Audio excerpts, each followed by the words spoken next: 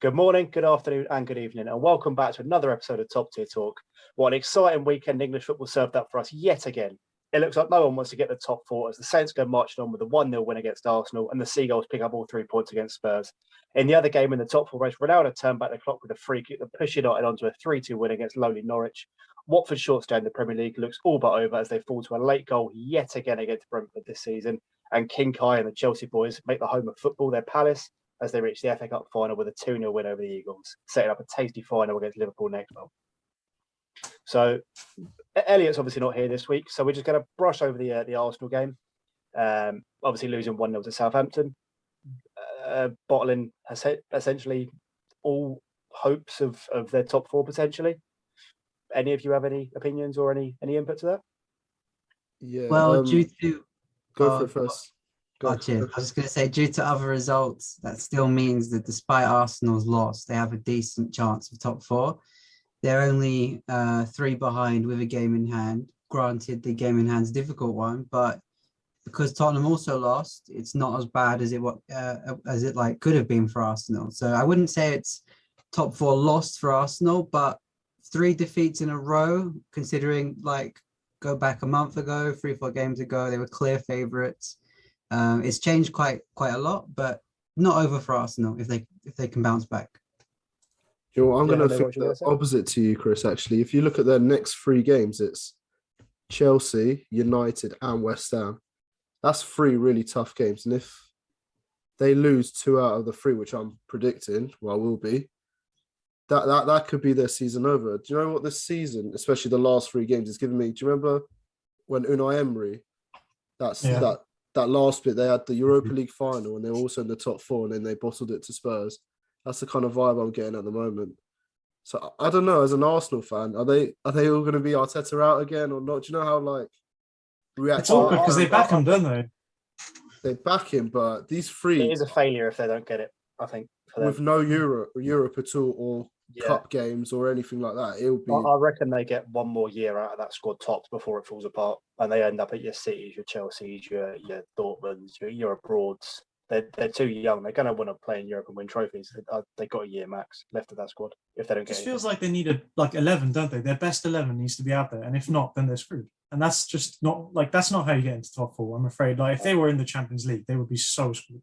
You don't deserve to be in another competition if it's going to be like that. Well, and as Chavez says, with Tierney and Partey being injured, there's been a big drop off. It's exposed. They're not very great squad. Having to bring in, Nuno Tavares and Sambi Lokonga, they are not at the level of a top 4 Champions League club. And it's been noticeable drop off, definitely. It's the only bit I kind of feel for Arteta with is the lack of squad depth, and they didn't really sign anyone in January, did they? Yeah, I mean, after the January transfer window, it was like Arsenal didn't sign anyone, and they let go of a couple of players. Who is it? Maitland-Niles. There was someone else as well. Aubameyang left as well. Aubameyang, obviously the big one, but they didn't actually bring in a striker. Which was a bit of a weird one. But yeah, it's nervy times, isn't it? It's very nervy for them. But I mean, they got big games like you just mentioned to me. It could go either way here. They could get a big win at Stamford Bridge. They won there, I think. Was it last year? They did the double. The double. Yeah. They did the double, yeah. So their record against Chelsea ain't bad. And London derby midweek. Tottenham aren't playing. United have got Liverpool away. If they were to get a positive result, they're going to pick up points when no one else would. So big game for Arsenal. Say if they fall 3 points short of top 4, it'd be these 3 games. That would have been the reason, and it would probably sting because it's in these last 3 games, the Palace, the Southampton, and the Brighton. You would have expected at least 6-7 points out of the 9, wouldn't you? Yeah, at least a couple of wins, definitely. And it's just not gone that way. Exactly. Moving on to the other bottle jobs in the top 4 this week. Tottenham Hotspur. Chris, over to you. Yeah, I mean, I briefly touched upon it. Arsenal's weekend wasn't as bad because Tottenham lost at home to Brighton. We went into it, I predicted, I think, 3-1. I thought we would get over the line in this game. But from minute one, it was slow and lethargic from Tottenham's perspective. The passing wasn't as sort of crisp and intricate as we've come to see in the previous few weeks. I thought Brighton and particularly Basuma in their midfield did a fantastic job of just blocking Kane out the game. And if you can block Kane out the game, then Tottenham are significantly weaker.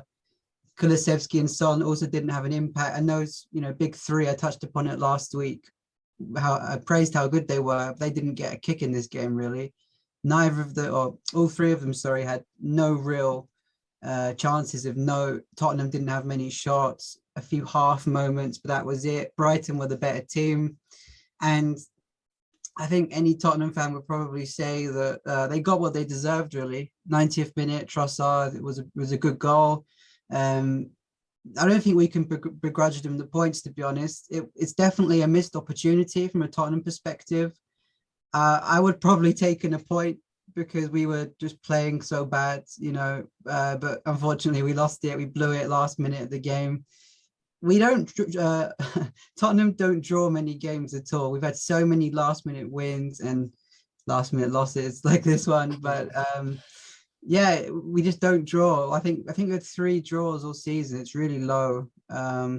It's very disappointing, but like I said, Arsenal losing definitely softens the blow. But yeah, not a great one for us, but we just gotta snap out of it. I mean, a lot was made of Harry Kane going to the Masters. People were saying, why are you doing that in the middle of, Conte gave, to put in context, Conte gave the squad a few days off after the win last week, but fans were criticizing Kane, saying, why did you go to America? As maybe not the best thing to do. He didn't have a good game. I mean, it's not just Kane, but yeah, it's a disappointing game. We got another tough game next week. Brentford, difficult game. I think Brentford have won 4 or 5 in a row now.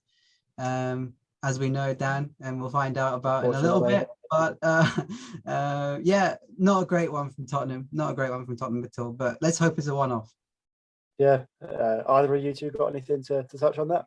I don't look too deep into it, to be honest. You had one bad week. It's when you start losing, if you're not Arsenal. They lost 3 in a row. I don't see Tottenham losing 3 in a row in their current state. So that's why I wouldn't be too worried. It's the Premier League. And Brighton did just beat Arsenal as well.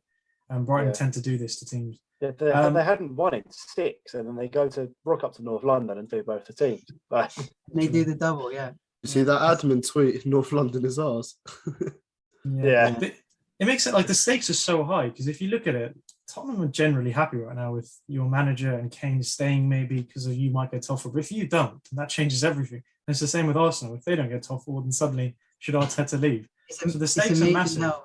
It's amazing how one, position in the league goes from being a fantastic season, like you mentioned, Conte would stay, Kane would stay, everything's rosy and great. If we come 5th, it's a disaster.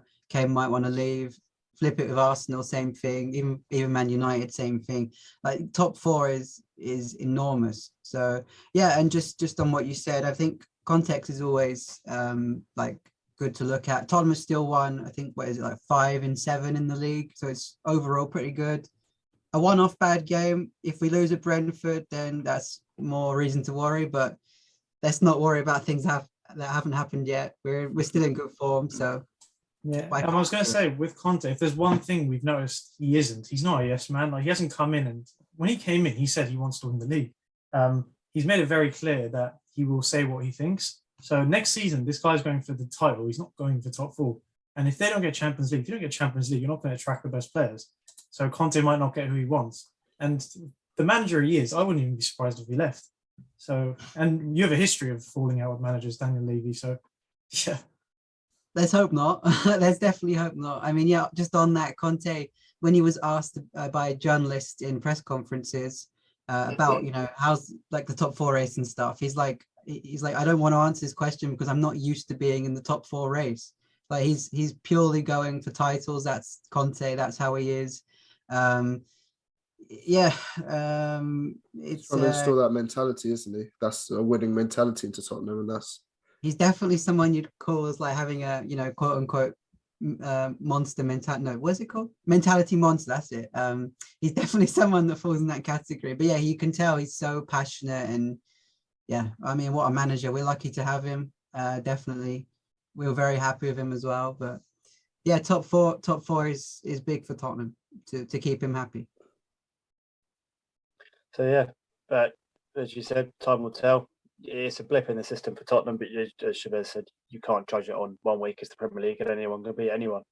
But speaking of teams actually winning games in the top four, United 3, Norwich 2. Chavez, kick it off. Are we in the top four? I don't even think we are. The top four race. Top four race. We're in the top four race. I'm sorry about being negative after a win. I'm going to be negative after a win.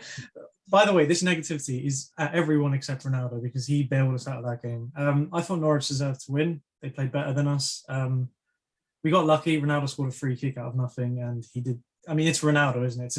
It happens. The guy's that good that every now and then he can put up a performance where he just wins a game on his own, and that's what you get when you have one of the best of all time. But as a team, again, I don't think we've demonstrated that going into this Liverpool game we're going to win. Or even get a result. It's really weird. I don't get why we're so defensively weak. In that game, it did actually make sense, to be fair. We played with 3 midfielders Pogba was the holding midfielder. So it was inevitable that we were going to get, overrun. And by Norwich, 20th place, I thought maybe we might not, but we hold no bounds. The team can be terrible, but we will still somehow manage to concede. With that game, there was a few things that happened in it. It was a very hostile environment. Pogba got booed. Pogba got told to F off while he was going off the pitch, while Maguire and Rashford were cheered on as they left the pitch. What I don't get is, and no one's really talking about this, Pogba got booed by his own fans, and the whole argument with Maguire was that he was getting abused because he was booed by his own fans. So there's been no support whatsoever for Pogba from anywhere, yet if it happens to Maguire, it's not okay. So again, that's just something that I'm still struggling to process. I don't want to call it it's kind of obvious, isn't it, what it is? I'm not going to say it, but because if you say it, then people say, oh, you're race baiting, but it seems very obvious. That was one thing. I think Bruno gave the ball away and there was chance of you're not fit to wear the shirt. That chant is not, I promise you, that chant does not run at Old Trafford. It's not ever happened. So that was interesting. So the fans are actually finally starting to, show a bit more passion about what's actually going on. We had the Glazers protest-ish. Overall, we're lucky to win. Hopefully we can build on it, but I don't know. It doesn't really seem like a performance to build on because we're not going to expect that from Ronaldo every game. That's just something that he can do every now and then. Chavez, I did want to ask you, with the fab announcement today about Ten Hag, what's your thoughts on it? Yeah, Ten Hag, he got since he's been linked, the first final he got into, he lost. So clearly he's becoming a Man United manager. No, I'm only joking. But you can see, I thought when we saw the Ten Hag loss yesterday, there was some fans saying, well, maybe he's not good enough. So that whole thing about patience that we've been waffling on about the last few weeks, clearly that ain't going to happen. The second Ten Hag comes in and loses his first game, there's going to be a whole anti-Ten Hag fan base, Ten Hag out. And prepare for it because it will happen. He deserves time, but again, I'm happy he's coming. I don't know why he's coming, considering what's going on. He could really, do so much better than us. But I guess it's the quote unquote bringing Man United back from the depths of despair that Mourinho failed technically at doing. Van Gaal failed, Oli failed. So it's, I suppose, the biggest thing you can do in football right now is bring Man United back, and that's what's attracted him. I think the biggest thing about this appointment is that the whole argument at the end was that he wanted the final say in the transfers that happen, or at least an input. So I'm glad he got that because we need that, or else we'll sign players like Wan-Bissaka and Maguire over and over again. So at least hopefully that won't happen. So overall, obviously very positive news. I hope we don't ruin him because we ruin anyone that comes into proximity of Man United gets ruined. And he's a very bright manager who seems very good at what he does. His press conferences that's the one thing you'll really enjoy, his press conferences. He's very blunt. And when he comes in, he'll be box office when it comes to that. So yeah, I hope we don't ruin him. That's all I hope for. Any of the other two got anything to touch on that? Yeah, I was just going to ask Chavez actually, so Ten Hag, he's been announced today. And I was just wondering, obviously fantastic manager, you should in theory do better than what you've done this season. But do you think, where do you see Man United next season? How long will it take Ten Hag to get to top 4 standard, or let's say pushing for the title, not necessarily winning it, but just, being top 3, top 2, getting 80 points, 85 points, being like a proper serious team. Is that a 1 year thing? Is that a 2 year thing, 3 year thing? How quickly do you think he can do it? Or can he do it? No, I hope he can. Chris, if he doesn't do it, then what else have we got left? I think Man United fans generally need to sit down and discuss amongst themselves what they want out of Ten Hag this season, because for me, there's going to be a section of this fan base that will say if he doesn't get top 4, he should be sacked. I personally don't think that's the case at all, because it's not his fault what's happened beforehand. 99% of the players, well, I would say by the time he's come in and stuff and gets his players, 80% of the team will be players that he doesn't want or aren't his players. So he can't be blamed for that. And if he doesn't get top 4, which I don't personally think he's going to get top 4 in the first season, hopefully he can get us like a cup trophy. But the target should be that the season after that, we go for the title. We don't win the title, but we at least put up a serious challenge. That, for me, I don't know about Champions League. I think Champions League is a very strange competition. Anyone can win it. Villarreal are in the semis this year. Chelsea won it last year. It's a very difficult thing to just say, challenge for the Champions League. But the league is where you really see how consistent the team is. So next season, if he doesn't get top 4, oh well, show some progression, get a cup final or something, get a trophy. But the season after that, a serious title challenge for me. I suppose the argument would be from like anti-Ten Hag or anyone anti-Man United. If Ten Hag were to come 5th or 6th in the Premier League next season and basically match what you've done this season, when you've sacked Ollie and had an interim manager, would that not be seen as a failure? To have this very highly rated manager to not really improve on this season? Would that be an argument, is a valid argument, or would you say, like, well, you briefly it depends on what we do in cups, doesn't it? Like if let's say we didn't win anything, we got knocked out of everything, we came 6th in the league and we didn't play any progressive football. Like there is a certain way Ten Hag teams play. And let's say we didn't do that and we just played like we are now with no direction. Then you could make an argument, yes, but I really doubt that's going to happen. He's not going to come in and do that. I really hope I don't get quoted back a year later on this, but he's going to come in. At least we'll see some change in terms of how we play. I don't want to use Arteta as an example because Arsenal are kind of in disarray right now, but at least with Arsenal, they have a certain way of playing when they play well, when they have the best 11 on the pitch. We don't have that. And I really want to see that. And that doesn't necessarily mean you get top 4 because Arsenal might not get top 4, but just progression on the pitch because we don't play well for starters. And you need to play well to actually win stuff. Mm-hmm. Anyone else got anything to... I did also want to ask, not just you, Chavez, to everyone. Obviously, I've seen a lot of debates about Cristiano Ronaldo. Was it a flop signing? Was it a good signing? Before I ask you guys, I'm going to say it was a successful signing with the 20 goals he scored this season. What do you guys think? I've seen a couple pundits have said it's a flop of a signing, but... You can argue both points in regards, as you said, 20 goals this season. That you look at that and they go, that's a success. Yes. But I'm sure Chavez will agree on the flip side is it's Cristiano Ronaldo. You have to play him.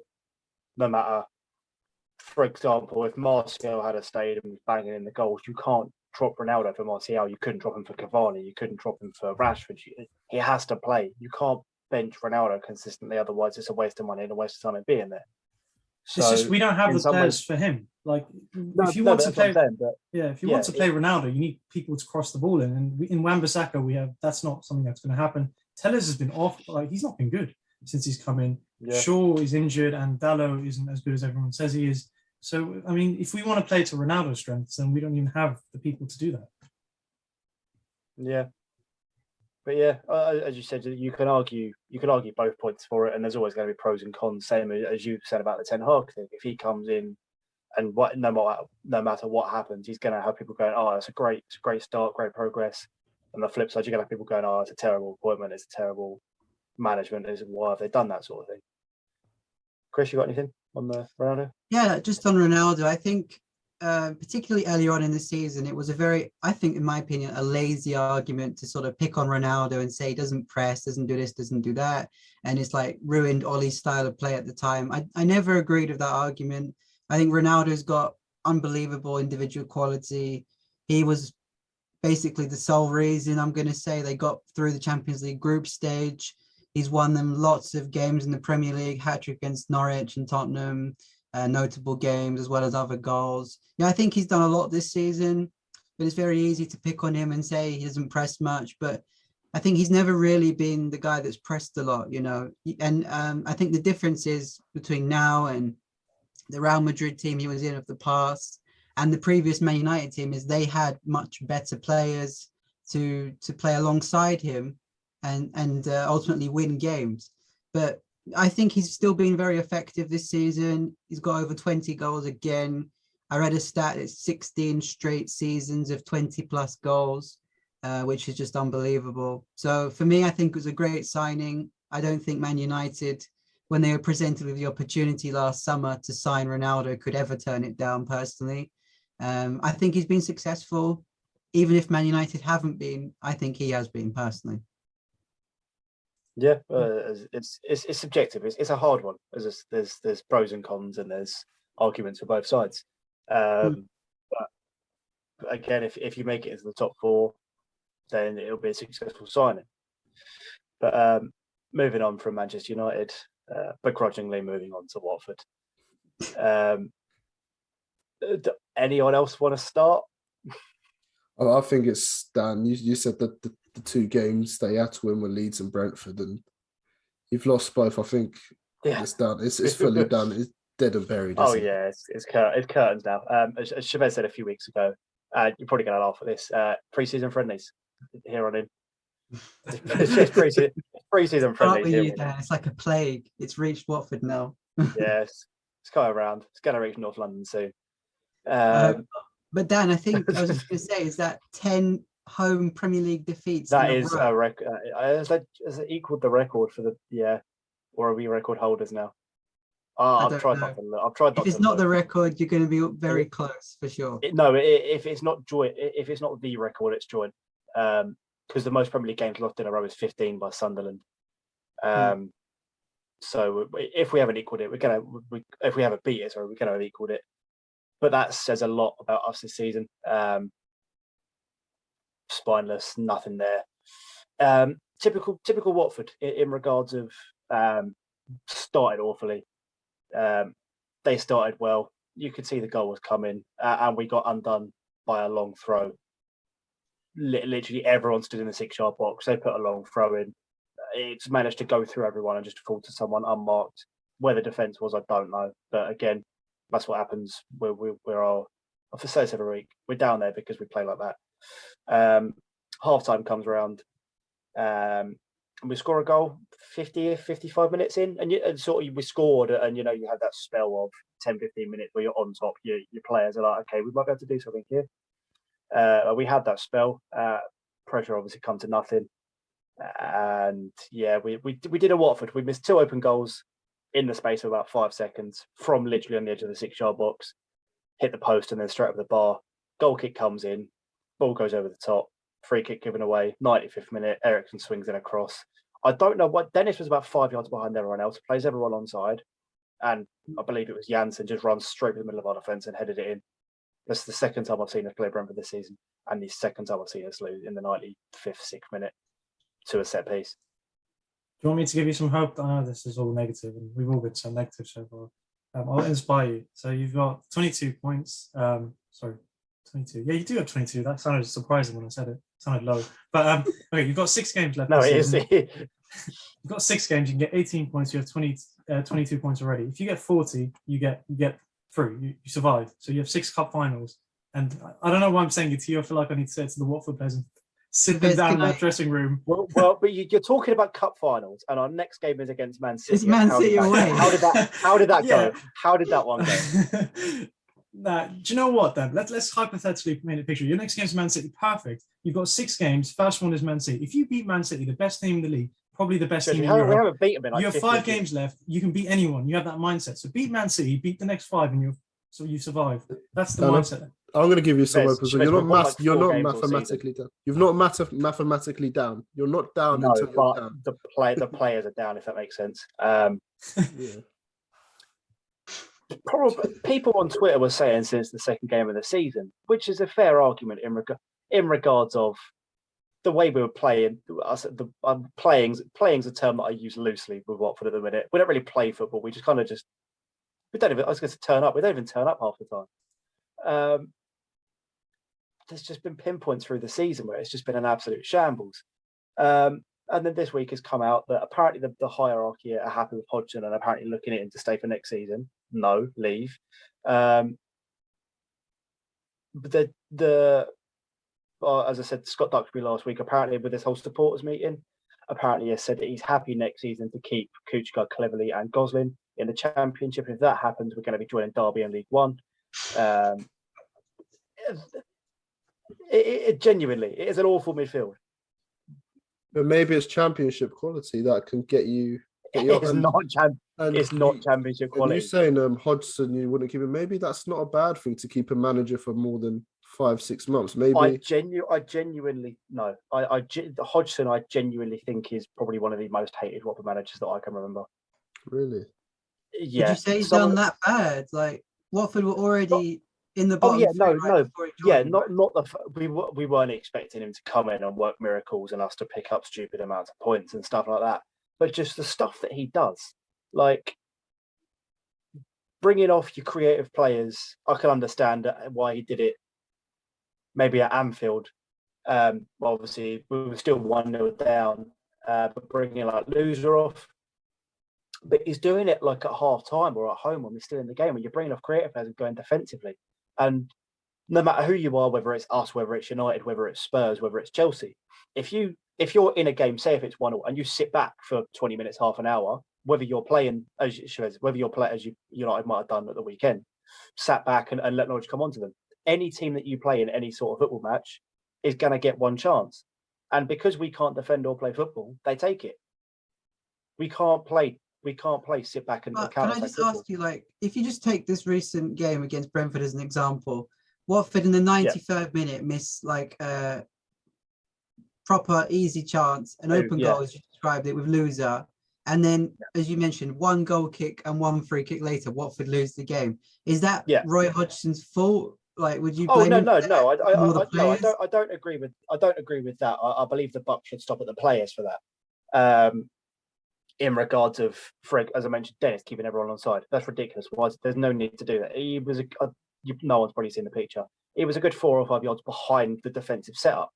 Why? There's no need. He played everyone on side.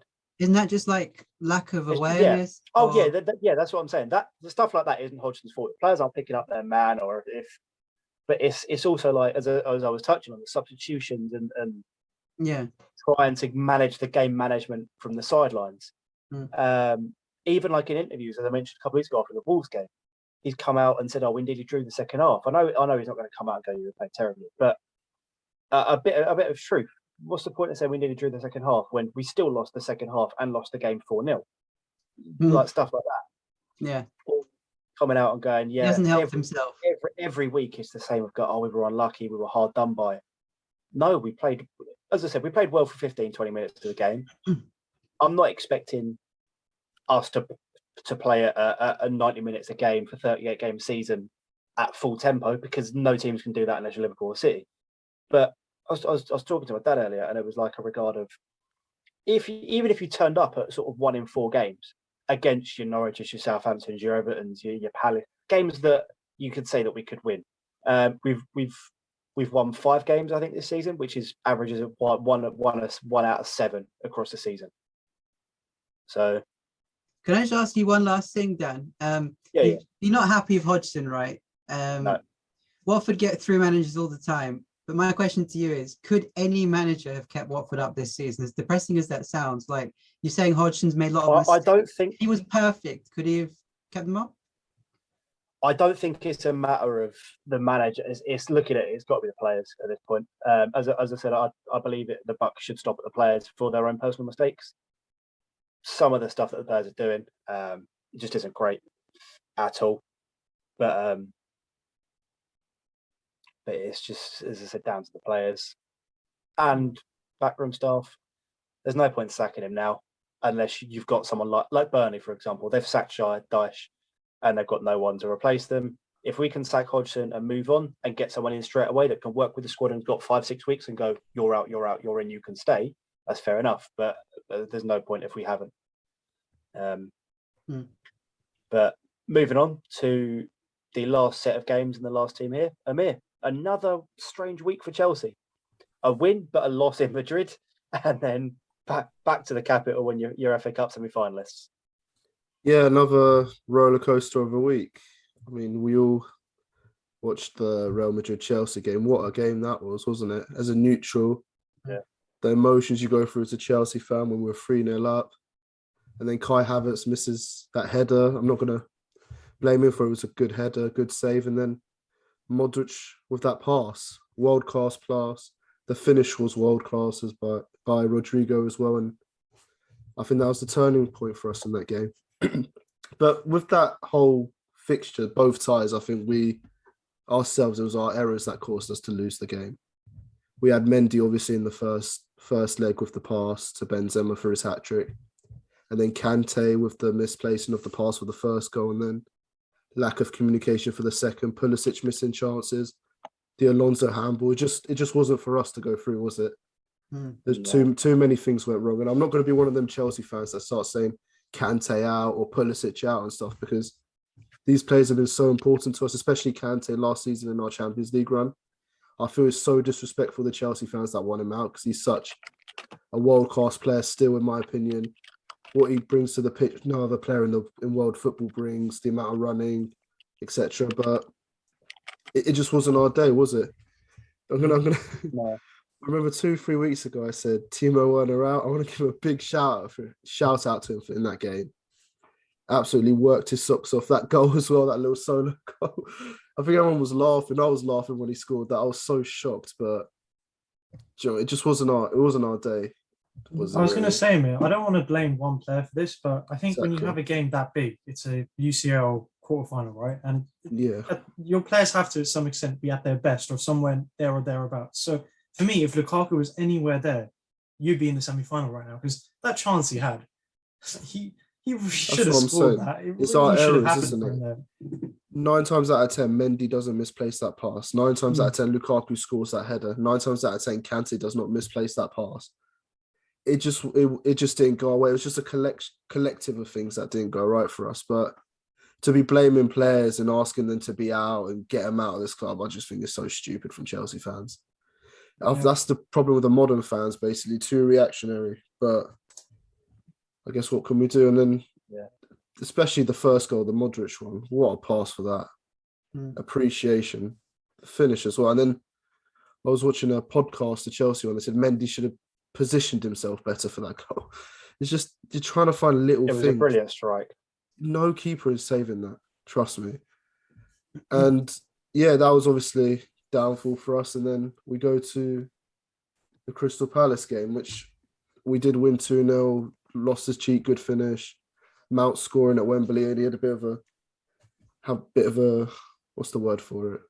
Stinker against Liverpool in the final for the League Cup. So good to see him scoring there. But it was expected for us to go through, really. I know some of you lot didn't predict us to go through. I think I did predict 2-0, so I did get the correct score as well. But that's another final for Tuchel. I saw the stat, 6 finals for Tuchel in 15 months. If you want to put that into perspective, Klopp reached 8 in 6 years. Yeah. The only final we didn't get to was this year's Champions League, right? Every other competition he's entered, he's won, I saw including the Club World Cup as well. Yeah, I saw a stat at the start of the season. Chelsea had 61 potential games to play, and you've ended up playing 58. And the 3 that you're missing are the semi-finals and the final of the UCL. That's exactly right. It's so many games, isn't it? And we're lucky to have a squad so big for them games. But of course, the Champions League stings, but it's difficult in itself to win a back-to-back Champions Leagues. I don't know how Real Madrid did it, a three-peat. I was going to say, mate, it's nice to see, because for us, when United lose a game and we go out, usually it's embarrassing. There's a lot of backlash and stuff. There might have been for you as well, but generally speaking, I thought that the consensus was people were proud of Chelsea's performance, and you played really well in the second leg. So at least you went out with some dignity. It doesn't happen often anymore in football, does it? Usually you just get smashed or something. So at least you had that. Even when you did go out, it was with your head held high. No one is. Which teams these days go to Bernabeu and get 3 goals? It was such a proud performance. And obviously, as I said, there's the errors and the misplaced chances, and then just unfortunate things like the handball that didn't go away. But it's football, isn't it? What can we really do? But the thing I'm really hoping for is an objective for the end of the season. I think top 4 for us. I think we're going to finish 3rd, if I'm honest. I'm hoping we can win the FA Cup. We fell short last season to Leicester, but We got Liverpool. I've got revenge on. I hope they got revenge in their heads for the League Cup. I think that should be the main aim. And then obviously, when we get to summer, we'll see what we do. Clear out who's going, who's saying. I think Jorginho is looking to go back to Italy, so maybe a defensive midfielder. Rice, Tuchemeni could be coming in. I guess we'll be battling with you guys, Chavez, for that defensive midfielder spot. It's a very desired position, but we'll see what happens. And of course, Thomas Tuchel's doing bits for us. I hope he stays for as long as possible. Really.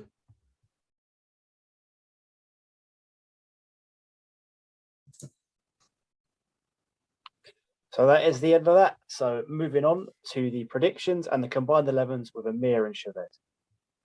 Okay. Well, I'll just start with the combined 11s. We've got a few this week, a few big games. First one's tomorrow. We'll get straight into it. Liverpool United.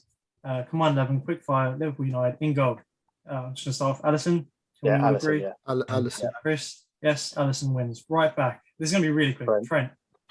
Yeah. All agree. Left back, Robertson. Yeah. Robertson. Agreed. Okay, this one actually, there might be a disagreement. Van Dijk, we all agree, I think. Yeah. And then it's between Matip and Konate. No United players there, I don't think. Moran's always injured. I'd say Konate's Matip. been so good lately. I was going to say over the season, you'd probably say Matip. Yeah. Recency bias, recent. you would say Konate, but again, it's close, but I'd say Matip myself. Yep. So Matip. Okay. Now, this is where it's a bit awkward because we could do three midfielders, but the first two we're always going to agree on, Fabinho and Thiago. Is that okay with everyone? definitely. Yep. Yeah, definitely. Now we can go down the Bruno Fernandes route of putting him in as a third midfielder and having a 4-3-3, or we can remove him and do like a 4-2-2-2 with two wingers, two strikers, and Jota and Ronaldo don't have to compete for a position. It's up to you. I personally don't want Bruno in this team. Happy to go the more offensive formation. Get all the best players. Okay, then Sure. right wing, Salah. Salah and Mane on the wing. Left wing's Mane, we all agree. Then strikers, this is easy then. It's Ronaldo. Cristiano. Yeah. And Jota. Yeah. No arguments. Actually, no. Jota and Origi. Or Firmino. Nah. No, we got Ronaldo. That was probably the easiest one we've ever had. The most agreed one. Yeah. Okay. Now we have to actually predict the game. So United Liverpool tomorrow. Go on. What do you guys think? 4-0 Liverpool. 4-0? Yeah. Oh. Okay, I think you guys are. I'm going to go 2-0 Liverpool. Yeah. I think we'll put up a good performance, and for us, a good performance would be losing to 3-0. As long as we don't lose 5, 6, 7, then. Was it 5 last time? 5, yeah. Yeah, it's crazy. And we're at a worse state, I think. Like you said, Chavez, Norwich were playing really well against Man United. They probably should have won the match, created lots of chances. If that's Liverpool tomorrow, they will score a lot of goals, right? And 3, 4, 5-0, anything. What did you say, Chris? 4. Well, we're all being nice, I think. No one went above 4. We're being nice. Okay, next. For Salah to break his little drought, isn't it, as well, against United? What drought? He's not scored in like 4 or 5 games now, hasn't he? He scored last game. Not against United. Oh, that drought. Yeah. Like break his doubt against. Yeah. He probably will, won't he? No. Okay. Next one, Chelsea, Arsenal. So again, very simple. Let's just go straight into the combined 11. In goal, Mendy. Okay, we don't have Arsenal representative here, so this might be one-sided. Right back, James. Reece James. Reece James, yeah. Left back, this is hard because both have been injured, Chilwell and Tierney. But I think Tierney, I would go. See, I'd back Tierney. Tierney because he's played longer, hasn't he? Chris, you decide. I'll say Chilwell, but it's what is that? 2-2. 2-2. Obviously, even though I'm a Chelsea, I'm saying because Chilwell's been out for so long, like we could go Alonso. But if we're going give Arsenal Tierney. We give them Tierney because he's a Chelsea fan. He said Tierney, so fine. Yeah. Tierney, we give Arsenal position. Right? Okay, centre backs. You could argue Rudiger and White. No, Rudiger and Silva. Rudiger Silva for me still. Yeah. Chris. I would take Silva's experience. Yeah, Rudiger Silva. Oh, midfield. I'm struggling to see Arsenal players here. Who's the best? Jorginho this season. Kovacic for me. Kovacic has been exceptional. Kante. I think Kova, Kante, or Odegaard, free midfield. Yeah. Would you say Kante over Jorginho? Yeah, Kante over Jorginho. Okay, Kovacic, we all agree. He's been the best, I think. And then Kante? I'd Kante say or Jorginho over Partey? Kante. Oh, what about Partey? I'm just trying to be as neutral as possible, but is Partey even getting a shout at all? He's injured and he's very inconsistent. Kante, I see Jorginho. that Odegaard more creativity, like in that three. Okay. So Kovacic, Kante, Odegaard. What about we do a bit of more attacking? We do Kova in the defensive role. We do Mount and we do Odegaard because Yeah, I think Could Mount do. deserves to be in it. yeah, More than Kante. definitely. That makes more sense, Yeah. actually. Yeah. Okay, fine. Kova, Mount, and Odegaard. And then right wing. And then Saka. Saka. Kind of got Saka. Saka in it. We've got a position there. Yeah, it's him versus Ziyech, isn't it? Yeah. Yeah, there's no competition there, really, is there? Saka. Left wing. I don't want to give it to Martinelli, but is it going to have to be Martinelli? Can Yeah, we give wingers, it to do you? Smith Rowe? Can we give it to Smith Rowe? I think But Martinelli's had a Pulisic better as well season. is quite underrated for me. Like This season, though. Martinelli. Werner's been good couple games. Do we put Werner You in? needed to do Yeah, it it's for like Timo for the culture. Timo Timo for for the the- culture. No, we got to be. Martinelli, what I about think. Yeah. Elliot's not here and he still gets into the team. He's going to be so Shambles. happy watching. up top? Has got to be Kai though. We have to go Kai Havertz. It's not going to be Lacazette. I refuse to. Well, Never Lacazette gonna be- doesn't do anything. Well, he's not a footballer, is he? So. Yeah, that's what it says. Yeah, So it feels like there's a lot of Arsenal players in there, isn't there? Yeah, surprisingly, for a team that's quite behind. Yeah, so that's Kai. That's that team done. Then we go into predictions. This is a big game, by the way. So how you predict Yeah. it could determine top four.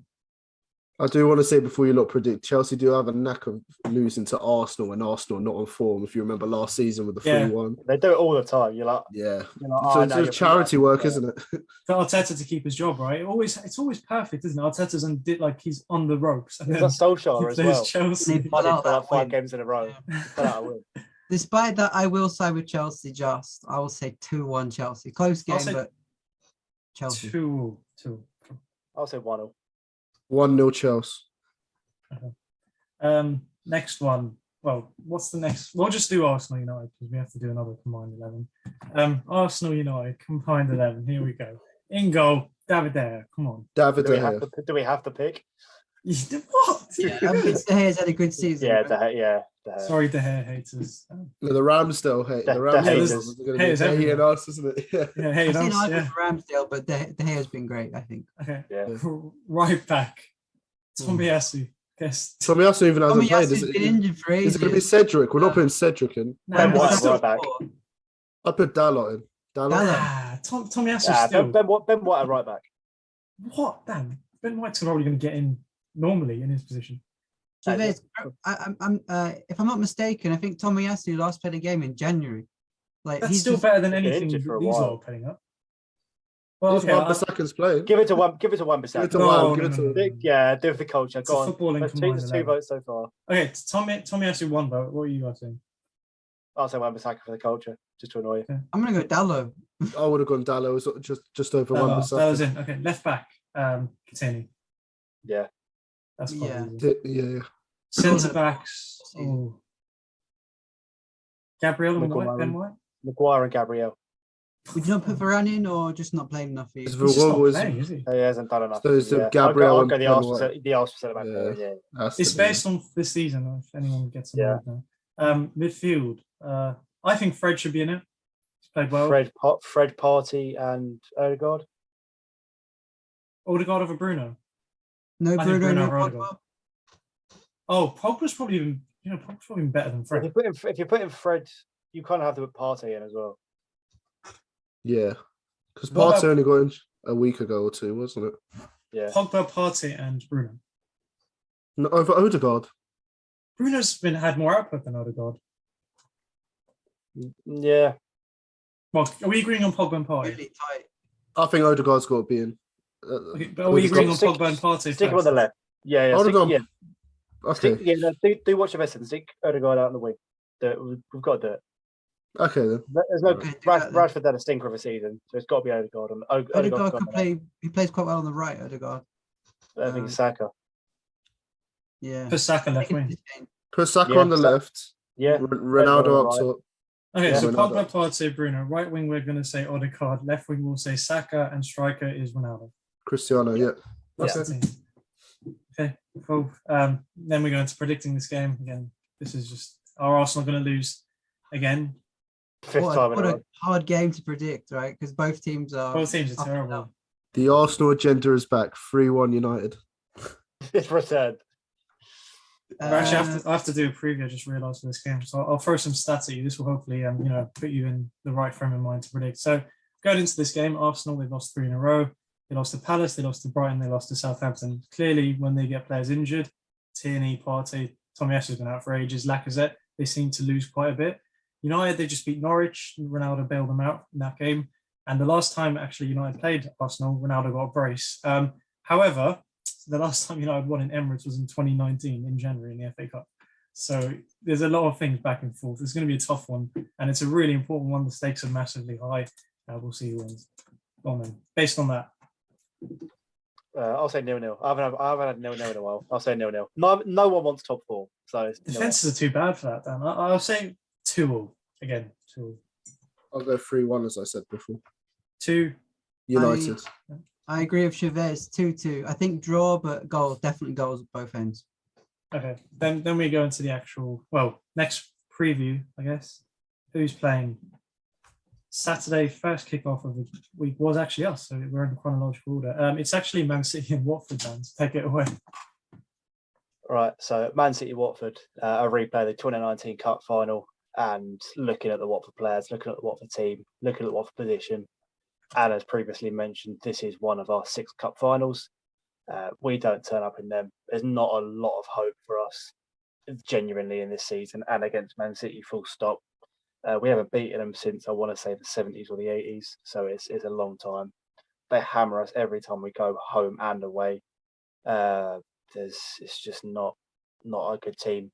Every team has a bogey team, and I don't believe a bigger team against a smaller team's a bogey team. But we just seem to crumble under the pressure. They're going to have a field day. I'm going to say 6-0 City. Nice and optimistic. I think a nice 5-0, well-rounded 5, 5-0. I've used my free hit on fantasy football and bought in 3 Man City players. 2-0 Man City. Don't smash it. Because why not 1-0 Watford? Oh, see, he's bought into my 6 cup finals thing. Liverpool fans, gotta love that one. They hated us last week, now they're going to love us this week. Okay, next one, Chris. Brentford, Tottenham. Late kickoff on Saturday. Take it away. Yeah, Brentford v Tottenham. Huge game in the Premier League. Brentford have won 5 out of 6. Very good form lately. Christian Eriksen consistently starting in the team, fit and firing, and has seen a good turn in their form. For Tottenham, it's another crucial game in the top 4 race. Need to bounce back very quickly after the Brighton game. Need to get a win again. It's going to be a good game, I think. Both teams will go for it. I imagine it's gonna be a good game. Yeah, like I said, all London derby, 5:30 on Saturday night. Tottenham did win the reverse game 2-0 in the beginning of December this season. Son scored in that game as well as an own goal. It's going to be a tough game for Tottenham, but I will go with, I don't know what to say. I'm going to unfortunately go for a 1-1. I don't think we'll win. I'll go 1-1. I think, Chris, you'll carry on your 1 win, 1 loss again. 2-1. I'll take that. I'm going to go close again. I'm going to go 1-0 Tottenham. I'll say 2-0 Tottenham. Yeah, I've said draw after all these lack of draws Tottenham have had, but we're going to get one eventually. Eventually, yeah, you might need one. Next one is another. Chelsea have been in a lot of derbies in recent times, but Amir, Chelsea West Ham. Yes, Chelsea West Ham. West Ham coming off amazing performance against Lyon, 3-0 in the Europa League, reaching the semi-finals for the first time since 1976. We've got to give big credit to David Moyes, how he's transformed this side from a relegation threat team a couple of seasons ago to challenging for top 4. A couple of players who definitely have to give a big shout out to is Declan Rice, Craig Dawson, who Dan has not very fond memories PTSD. Exactly. And of course, Jared Bowen, who I think will be breaking through into the England squad very shortly. With Chelsea, of course, we just beat Palace in the semis of the FA Cup. trying to hit that third position spot, which I think we'll do. I think we've got more quality than West Ham to get this victory because their squad is really thin at the moment. And I think they've got their eye more on Europa League because I think they're just a tier below the other teams looking to get top 4. So let's go into the predictions for this one. 1-0 Chelsea. Yeah. 2-0 Chelsea. Narrow win. 2-1 Chelsea. I do also have to add they did beat us at the London Stadium with that Masuaku cross shot, whatever it was. But I think Chelsea will win this as well, 2-0. I'm going. Oh, that's everything. Perfect. Yeah, so the predictions table. Amir, have you got it up, or do you need me to grab it? Or You're going to put on the screen, but off the top of my head, not much movement in terms of positions. A lot of correct results for Chris, who's gone up to 12 points. I got the correct score with Chelsea Palace, but I'm at the top, and I think I'm going to be winning this one. But we'll see what happens with the rest of you. A lot of correct results, not correct scores this week. But yeah, so that was it from us. Did enjoy, leave a like, subscribe, and let us know on the YouTube comment section and on the TikToks if you are seeing this, what your opinions of the predictions and opinions of what we've spoke about this week. And yeah, until next time, see ya.